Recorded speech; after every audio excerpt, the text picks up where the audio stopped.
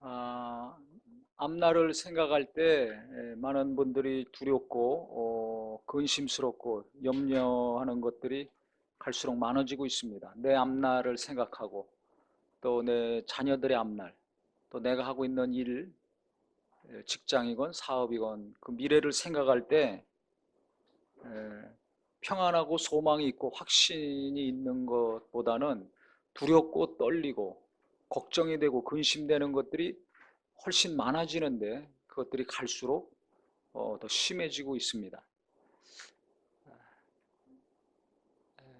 그런데 성경에서 보니까 19절에 보면 장래 자기를 위하여 좋은 터를 쌓아 참된 생명을 취하는 것이니라. 어, 이것이 장래 나를 위해서 좋은 터를 쌓는다, 이렇게 한다는 것입니다. 즉 기초를, 기반을 든든히 하게 하는 것이 있다는 것입니다. 무엇이 내 앞날을 든든하게 해주고 내 자식들의 앞날을, 내가 하고 있는 그 미래를 받쳐주고 버텨줄 수 있는가? 기초가 든든해야지 뭘 쌓을 수 있는 거 아닙니까? 기초가, 기반이 든든하고 확실해야지 큰 것들을 쌓을 수가 있는 것입니다. 무엇이 그것을 그렇게 만들어 줄 수 있냐 이거예요. 오늘 중요한 말씀입니다. 17절부터 보면 이 세대 부한자들에게 명령하라, 가르치라는 겁니다. 부자들. 근데 이게 부한자들만이 아니라 우리 모두에게 하시는 말씀이라고 생각을 합니다. 마음을 높이지 말고 정함이 없는 재물에 소망을 두지 말고, 언제 없어질지 모르는, 있다가도 없고 없다가도 있는 게 물질 아닙니까? 이 재물에 소망을 두지 말고 오직 우리에게 모든 것을 후히 주시고 누리게 하시는 하나님께 두라, 이것입니다. 즉 마음을 재물에 두지 말고 하나님께 두라는 것입니다. 부자나 가난한 자는 항상 이 재물에 신경 많이 쓰죠. 이러면 우리에게 평안이 없다는 것입니다. 그러니까 앞으로 내가 살아야 될 날들이 무엇인가 든든하게 받쳐주고 버텨주고 그 위에 무엇인가를 우뚝 세우는 삶이 되려면 마음의 중심이 하나님께로 가야 된다는 겁니다. 그러니까 내 마음이 항상 물질로만 향하죠. 만나면 돈 얘기하죠. 어디에 투자해서 얼마 남았다, 어디에 해서 뭐 손해봤다. 만나면 계속 젊은 사람이건 나이 든 사람이건 이 얘기 계속 하는 것은 뭐예요? 마음에 가득한 것이 입으로 나온다고. 이 재물에 관심이 많고 재물에 신경을 집중하고 있는 거예요. 그러면 그것을 신경 쓰는 만큼 내 마음은 하나님과 가깝겠습니까? 멀겠습니까? 먼 거예요. 이익을 받건 손해를 받건 많이 벌건 적게 받건 마음이 하나님께 있는 사람들은 재물에 관련된 얘기 별로 안 나옵니다. 그러면 하나님이 함께 하신 이야기가 많이 나오게 돼 있어요. 돈을 벌고 쓰는 것도 하나님이 함께 하셔서 어떻게 그것이 돌아가고 있는가, 그 얘기를 많이 할 수 있는 은혜가 있기를 바랍니다. 아멘. 이게 중요한 거예요. 그러니까 돈 중심이냐, 아무리 자본주의 사회라고 하지만 이 자본에 눌려서 돈에 매여서 종로로 타고 질질 끌려가다 일평생 마감할 것이냐, 아니면 하나님께 마음을 두고 하나님의 은혜를 받아서 그 하나님의 은혜와 사랑으로 재물을 다스리고 물질을 지배하는 주인의 삶을 살 것이냐. 돈이 내 주인입니까? 하나님이 내 주인입니까? 누구를 주인으로 만들어야 될 것인가? 이걸 잘 가르치라는 겁니다. 그 다음에는 선을 행하고 선한 사업을 많이 하고 나누어 주기를 좋아하며 너그러운 자가 되게 하라 그랬습니다. 이렇게 살 때 장래 너를 위해서, 그 사람을 위해서 좋은 기초가, 기반이 든든히 쌓여진다. 그러니까 우리의 앞날이, 내 앞날이 든든해지고 무엇인가 하나님이 계속 건축하시는 일들이 이루어지길 위해서는 17절, 18절이 이루어지면 된다는 것입니다. 이게 어렵겠습니까? 쉽겠습니까? 어렵죠. 이 경제가 어려워지고 나도 지금 궁핍한데 어떻게 나누는 삶을 살고 이것을 기쁨으로 좋아하면서 할 수 있습니까? 그래서 나는 못합니다. 그러면 내 앞날은 계속 두려움과 걱정과 근심이 쌓입니다. 든든한 기초가 쌓이는 것이 아니라 그 반대의 것들이 쌓여요. 재물을 많이 모았건 조금 모았건. 하나님의 말씀은 진리입니다. 이 말씀은 반드시 이루어집니다. 제가 지난주에 어떤 분이 저를 오라고 그래가지고 갔어요. 그분이 오래전에 한번 오라고 그랬는데 못 가다가 이번에는 꼭 오라고 그래요. 그래서 고민하다가 시간을 내서 갔습니다. 만나서 긴히 이제 얘기할 것도 있고 하기 때문에. 근데 그 지방에 이제 집이 있었는데 갔는데 저는 이제 그 사람이 제 아는 사람이니까 그 밥을 먹자 그러니까 집에서 뭐 이렇게 해가지고 간단히 먹을 줄 알았어요. 근데 다른 가족들도 초청을 한 거예요. 애들도 많죠.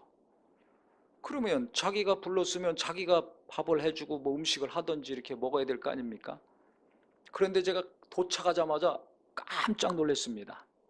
인사를 하는데 저를 초청한 사람이 와서 인사하는 것이 아니라 그 동생네 가족들이 다 와 있더라고요. 그 남동생하고 그 올케하고 그 아이들까지 다 있는 거예요.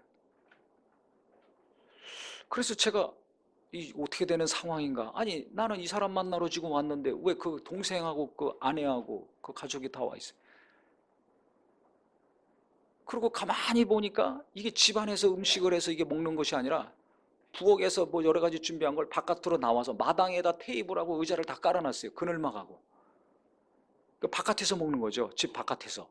그래서 뭐 굽기도 하고 반찬도 가져고 하는데 그 남동생의 아내면 어떻게 됩니까? 올케죠. 올케가 둘째 어린아이 갓난애 그거 등에다 업고 포대기로 둘러가지고 왔다 갔다 하면서 일하는 거예요. 그러니까 계속 충격받는 거죠. 이 상황이 지금 되게 적응이 안 되는 거예요. 아니 불렀으면 자기가 뭐 이렇게 일을 하고 함께 하고 하면 되는데 아니 지금 남동생하고 올케까지 와가지고 일을 하고 있으니 주로 그 가족들이 다 일을 했어요. 저를 부른 사람은 시누이거든요. 그 생각해 보세요. 시누이가 시누이가 자기가 아는 사람들 오라 그래가지고 식사를 하는데 자기는 안 하고 내가 다 왔다 갔다 하면서 준비해야 돼. 어린데 들쳤고 포대기에 묶어가지고. 상상이 갑니까 안 갑니까? 아직 안 가시나 보네. 해본 적이 없어가지고 지금.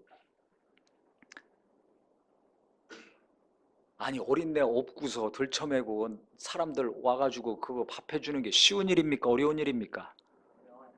누가 가족들끼리 모여도 요즘 바깥에 가서 식당에서 먹는 판인데 근데 집에 안에서 먹는 것도 아니고 집 바깥에 마당에다가 다 설치하고 뭐 해놓고 오가면서 하니 얼마나 번거롭습니까? 그래서 제가 적응이 안 되는 이 상황이 지금 이게 지금 무슨 상황인가? 예?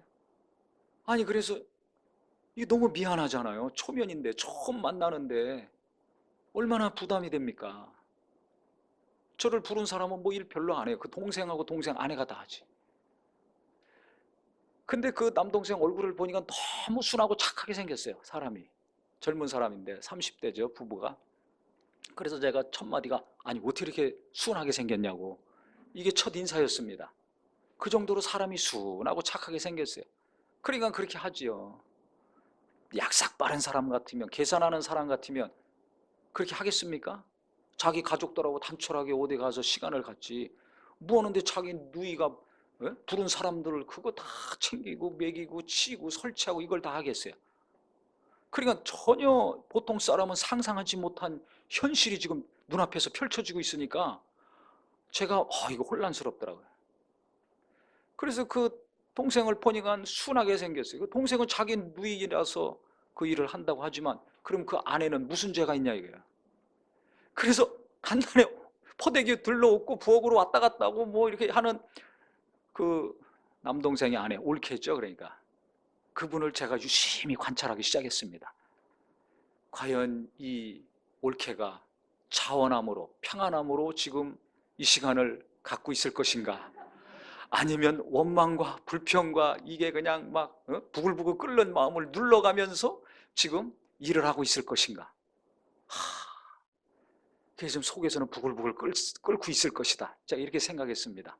그래서 눈치를 살살 보다가 제가 이제 말을 한마디씩 건넸어요. 괜히 말 잘못 건네면 또 뭐가 터지지 않습니까? 아니 갓난 애들 켜보시 살잖아요. 애 업고 다니면서 그거 뭐 밥상 차리고 왔다 갔다 하고 그게 보통 일 아니거든요. 그래서 눈치 봐가면서 한마디씩 했는데 대답을 또 잘해요. 저는 처음이에요. 그분들하고는 초면이거든요. 그래서 이제 밥도 먹고 뭐 이렇게 저렇게 시간이 좀 가서 쭉 얘기하다 보니까 불만이 없어요. 평안함으로 하고 있는 거예요. 그 동생 부부 내외가. 어느 정도로 평안하냐? 이제 뭐 먹고 치고 해서 또 다 가져가지 않습니까? 조금 있으니까 또 애건 어른이건 막 애들은 뭐 뛰놀고 하니까 배고프니까 어른이건 애들이건 간식도 빵이건 차건 또 계속 가져오는 거예요. 과자건 간에. 중간에 간식 계속 갖다가 먹이지. 그 다음에는 피곤하고 힘든 거 하니까 그 공기 에어 막 넣어가지고 크게 침대같이 소파 큰 게 있어요. 그걸 또 뭐 여기저기 해놓고 거기 누우시라는 거예요. 별걸 다 준비해놨더라고요. 저는 생전 처음 본 사람들인데. 그래가지고 거기 또 누워봤더니 진짜 세상과 나는 간 곳 없고, 예? 이게 천국이에요. 천국. 공기도 좋고, 예? 이 사람 순진하고 아주 순수하니까 그렇게 대접하는 거 아닙니까? 섬기는 거 아닙니까? 근데 그게 신우이가 시켜서 하는 것이 아니라 억지로 마지못해서 하는 것이 아니라 진짜 평안함과 기쁨으로 자원함으로 하더라고요. 그래서 제가 그날 큰 감동을 받았습니다. 이분들이 뭐 믿음이 좋냐, 신앙생활 하는데 믿음, 제가 볼 때 뭐 기도 열심히 하고 봉사 열심히 하고 이런 쪽은 아니에요. 애 키우기 바쁘고 뭐 자기들 먹고 살기도 바쁘고 할 텐데도 재산이 그렇게 돈이 많은 것도 아니에요. 넉넉한 삶도 아닙니다. 그런데 어떻게 이렇게 기쁨으로 섬기고 베푸는가 이거예요. 그렇게 먹고 다 하려면은 비용이 들어갑니까? 안 들어갑니까? 많이 들어가죠. 비용이 많이 들어가는데도 불구하고 그 일을 하더라고요. 야, 그래서 제가 정말 신선한 충격을 받았어요. 이게 천국에서나 맛볼 수 있는 체험을 한 겁니다. 하늘나라에서는 뭐 계산하고 따지고 이거 합니까? 안 합니까? 안 하잖아요. 우리가 안 가봤지만은. 안 합니다. 네가 밥값 냈냐? 내가 밥값 냈냐? 너는 얼마 내? 난 이만큼 했는데. 이런 거 안 하거든요. 그게 없는 거예요. 왜 내가 다 이 일을 해야 돼? 왜 내가 애 들쳤고 내가 왜 시누이 사람 초대한 사람들을 내가 다 고생해야 돼? 그것도 저녁까지 다 해서 내가 먹여야 돼. 이런 게 없어요. 아니, 우리 시간 가져야 되는데 우리 애들하고 좋은 시간 가져야 돼. 이게 없는 거예요. 그게 제가 놀랐습니다.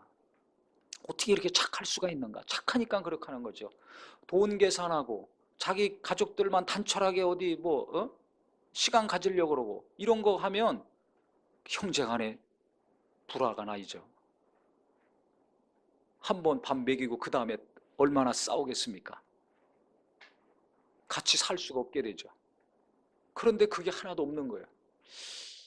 우리는 사람들 만나면 항상 계산하고 따지잖아요. 만날 때부터. 그래서 이게 만나면 안 좋다. 그럼 아예 만나질 않아요. 어떤 경우는 전화도 안 받잖아요. 만남이 이루어지더라도 교인 간에도 그리스도 안에서 같이 하늘나라 가서 살 관계인데도 불구하고 항상 계산하고 따지고 합니까? 안 합니까? 하잖아요. 그러니까 피곤해요. 스트레스가 쌓여. 평안해야 되는데 피곤해. 행복해야 되는데 상처를 받든지 스트레스 받든지 합니다. 그 왜 그런 줄 아세요? 내게 착함이 없어서 그래요. 그 사람이 문제인 것 같죠? 아닙니다. 내게 선한 마음, 착함이 없어서 그래요. 그럼 어떤 게 있어서 피곤하고 힘듭니까? 계산하고 따져서 그래요. 만나면서 시간 계산, 돈 계산, 내게 유익이 있느냐 없느냐, 만족이 있느냐 없느냐 이런 거 계산하고 따지면서 만나고 하니까 피곤한 거예요. 사람과의 관계가.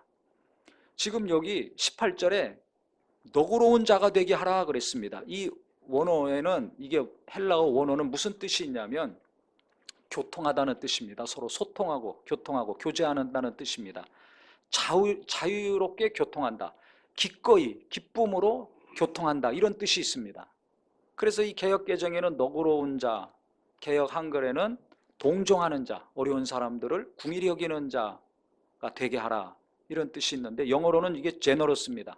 제너러스가 무슨 뜻입니까? 관대한, 후한, 너그러운, 아량 있는, 마음이 넓은 이런 뜻입니다. 그러니까 내가 재물이 많건 적건 만나는 사람에 대해서, 함께하는 사람들에 대해서, 그것이 가족일 수도 있고 교인일 수도 있고 친구일 수도 있어요.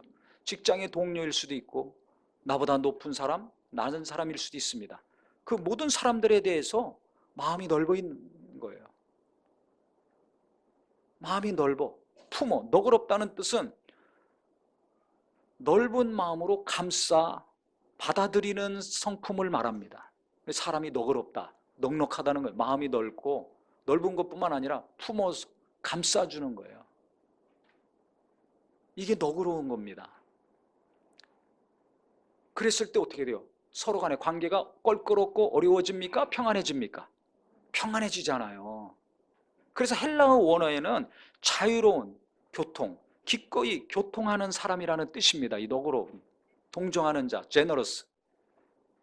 그러니까 우리가 부부간에, 부모 자식간에, 성도간에, 또 직장에서, 학교에서 학생들과 친구들 간에, 동료들 간에 이 소통이 잘 되고 관계가 잘 되려면 어떻게 되는가? 너그러운 사람이 돼야 돼요. 관대한 사람이 돼야 된다는 겁니다. 이게 너무 중요하지 않습니까?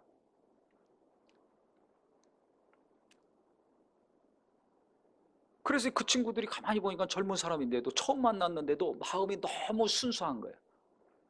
오직 순수함이 느껴지면 얼굴이 어떻게 이렇게 착하냐고 첫 마디를 했겠어요. 그리고 계속 베푸릅니다. 너그러운 거죠. 초면인데도 너그러운 거예요. 관대한 거예요. 품어주고 진짜 말 그대로 사랑하는 거죠. 환영하고 기뻐하고 좋아하는 거예요. 있는 그대로. 그래서 제가 중간에 부담이 돼서 뭐 계속 가져오고 뭐 먹이고 하니까 너무 부담이 돼서 나중에는 이제 이거 너무 이게 힘든 거 아니냐고, 이게 초면에 너무 폐해를 끼쳤다고 하니까 씩 웃으면서 뭐라고 하는 줄 아세요? 아이, 무슨 말씀이요? 저는 이게 쉬는 겁니다. 즐기는 거죠. 억지로 하면 스트레스 쌓이고 성질나고 관계 안 좋아지죠. 좋은 관계도 딱 막히는 거 아닙니까? 그런데 너무 기쁨으로 하는 거예요. 피곤하다고 생각 안 해. 손해본다고 생각 안 하는 거예요. 저는 이게 쉬는 겁니다. 그러면 가만히 보니까 그런 모임을 자주 갖는 것 같아요. 그래서 이런 모임 자주 갖지 않냐? 그랬더니 그렇다고, 한두 달에 한 번씩 그런다고, 여러 사람이나 친구나 가족들 모여서 자기가 이렇게 한다고 그러더라고요. 돈이 많다고 넉넉해지는 게 아니에요. 우리가 잘 알아야 됩니다. 우리 한국이 전 세계적으로 보면 경제 수준이 높습니까? 낮습니까? 높습니다. 내가 지금 살고 있는 이 수준만 하더라도 세계적인 수준입니다. 그런데 나는 항상 없다, 모자라다 라고 생각합니다. 심하면 나는 가난하다라고 생각합니다. 전 세계 사람들이 볼 때는 우러러보고 부러운 삶을 살고 있는데도 불구하고 우리는 가난하다고 생각해요. 없다고 생각해요. 모자란 것이 많다고 생각합니다. 그러니까 어떻게 돼요? 근심이 많고 염려가 많고 불안하고 떨고 있는 삶을 살고 있는 거예요. 이게 뭔가 비정상이지 않습니까? 제가 그 가족들을 이렇게 쭉 대하고 많은 생각을 했습니다. 어떻게 경제적으로 넉넉하지 않은데 마음이 이렇게 넉넉한가?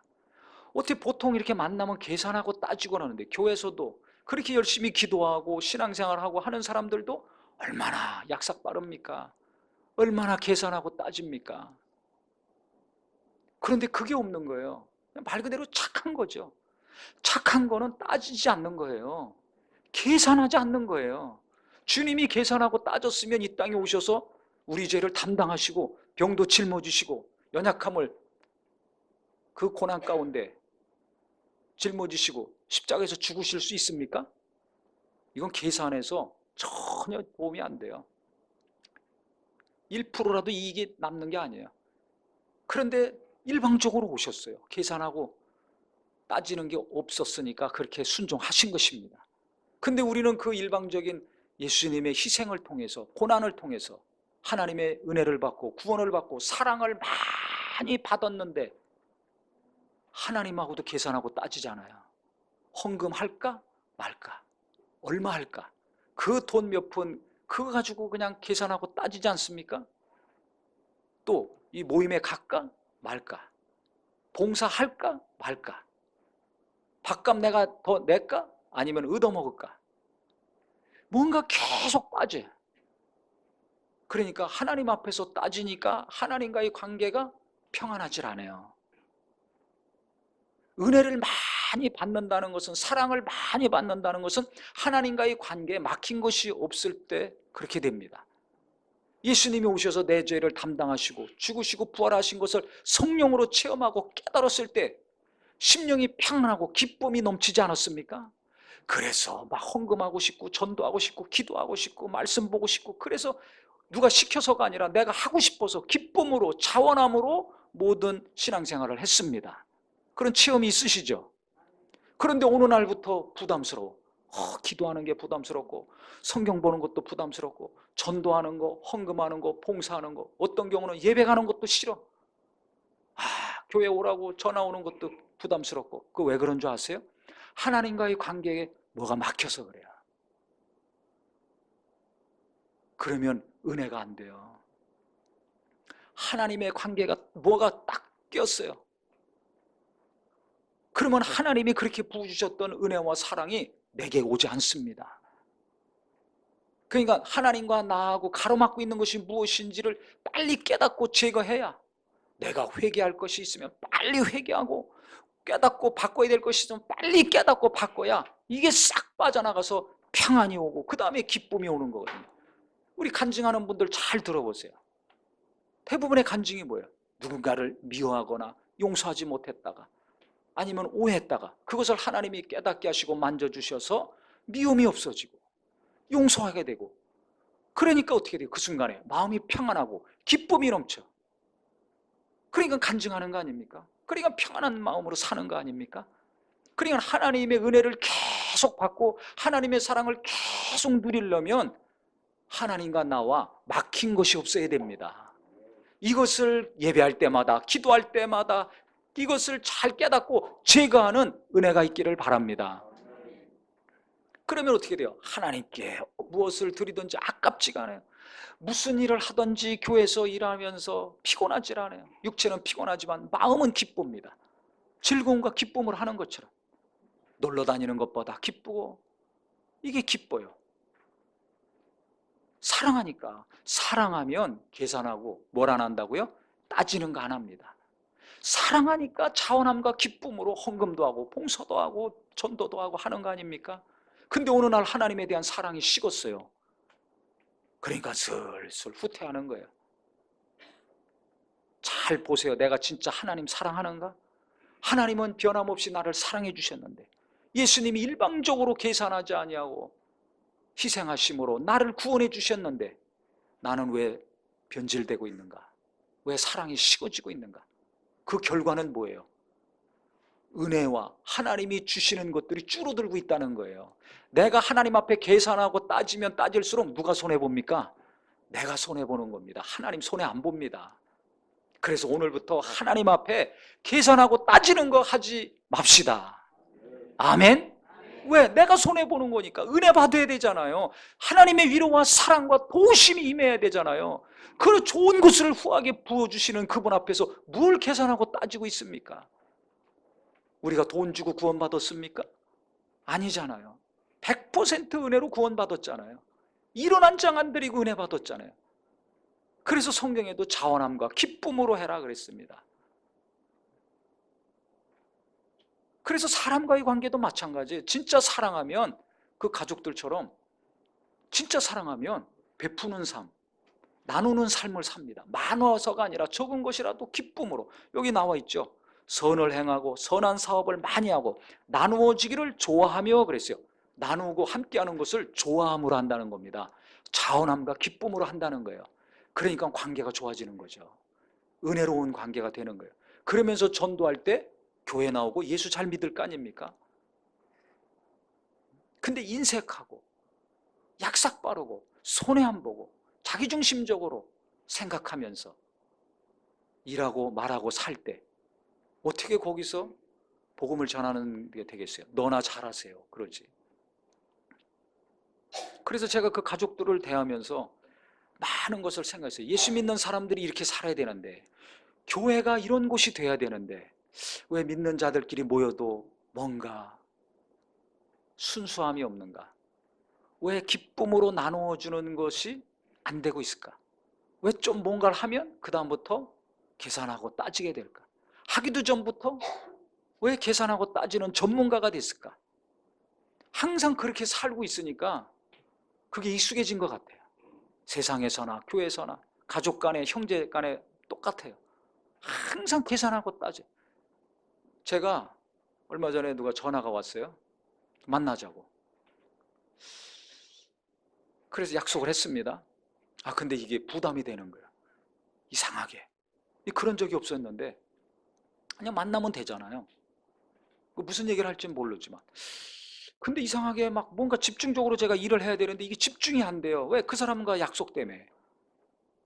이걸 만나야 되나 말아야 되나?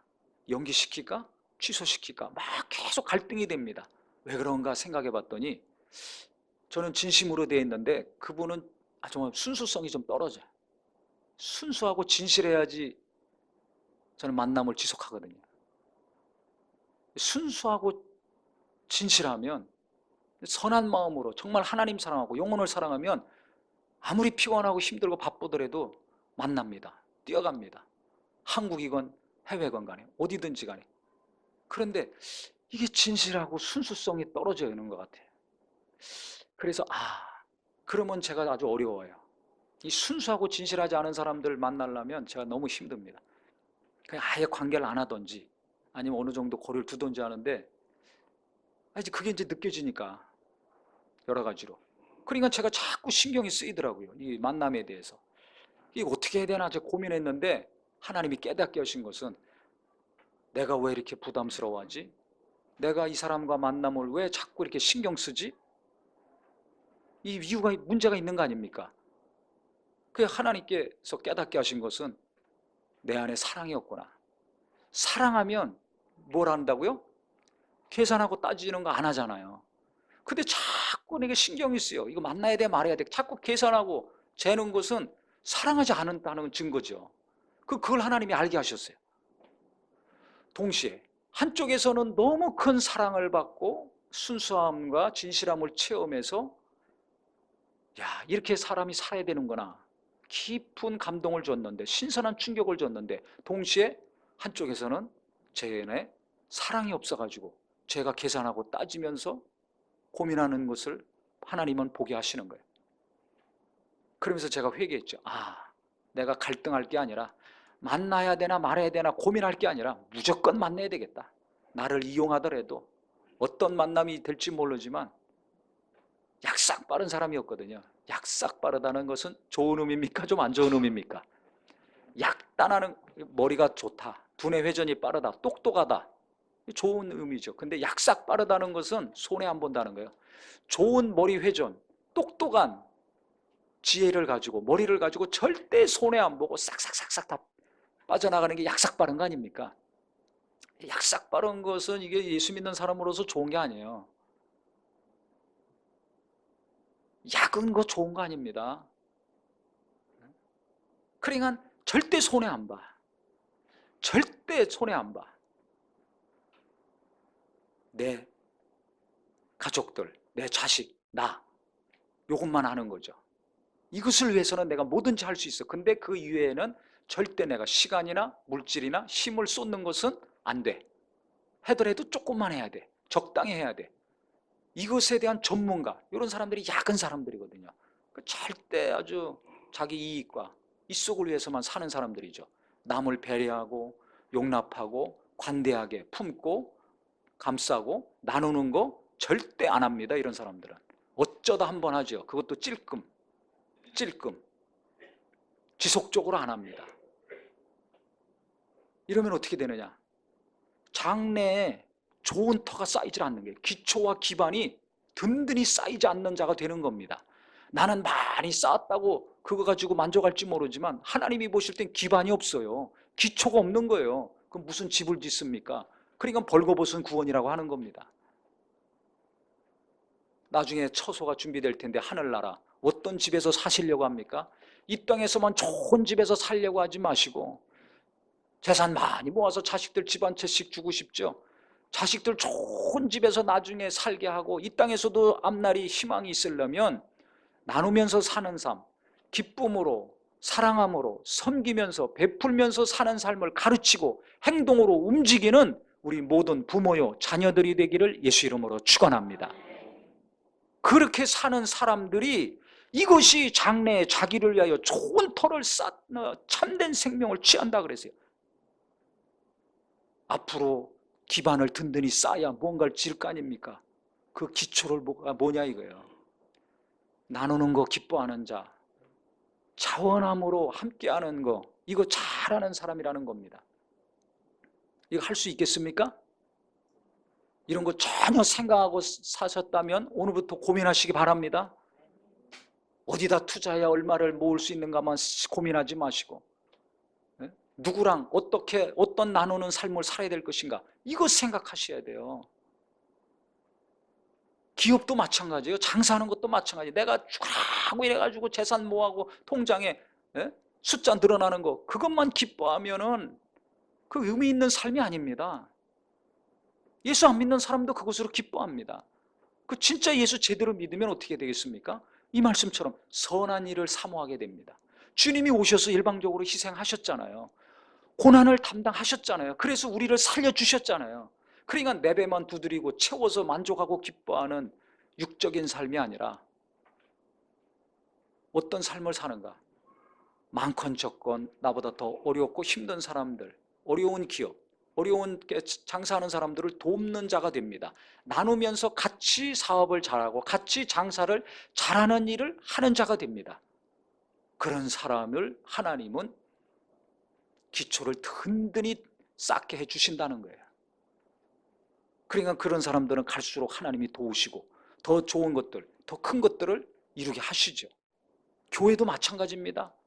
열심히 해서 은혜 받기 위해서 숫자 늘리고 헌금 늘리고 막 해가지고 자기 등치만 불리고 자기 규모만 늘려. 하나님 기뻐하실까요? 자기들은 기뻐하고 하나님의 영광을 하지만 천만의 말씀.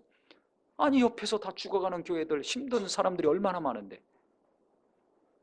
그러니까 우리만 잘 되는 거 하나님 기뻐하지 않습니다. 나와 내 가족만 잘 되는 거 잘하는 거 아닙니다. 같이 잘 되고 그것을 기쁨과 자원함으로 같이 잘 살려고 할 때 사업이건 개인이건 자식이건 교회건 그런 마음을 가지고 나누는 삶, 큰 거건 작은 것이건 자원함으로 기쁨으로 나누는 삶을 살 때 하나님이 기뻐하신다는 걸 깨닫기를 예수 이름으로 축원합니다. 그러니까 감사한 건 우리 교회도 처음 시작했을 때 그 학원 로비 빌려서 시작했잖아요. 그렇지만 그 처음부터 우리가 어려운 분들 돕고 독거노인 돕고 선교사님들 돕고 선교지 후원하고 우리는 건물도 없고 임대하지도 않았는데 뭐 건축원금 보내고 했거든요. 너무 감사한 거예요. 너무 감사해요. 지금도 어떻게 도와야 될지 그 고민 많이 하고 있거든요. 그러니까 하나님이 가만두시겠어요? 그런 마음을 주시고 우리 교인들도 합력해서 그렇게 하니까 우리 교회 앞날의 기초가 든든하겠습니까? 부실하겠습니까? 든든할 수밖에 없는 거예요. 깨닫기를 예수 이름으로 축원합니다.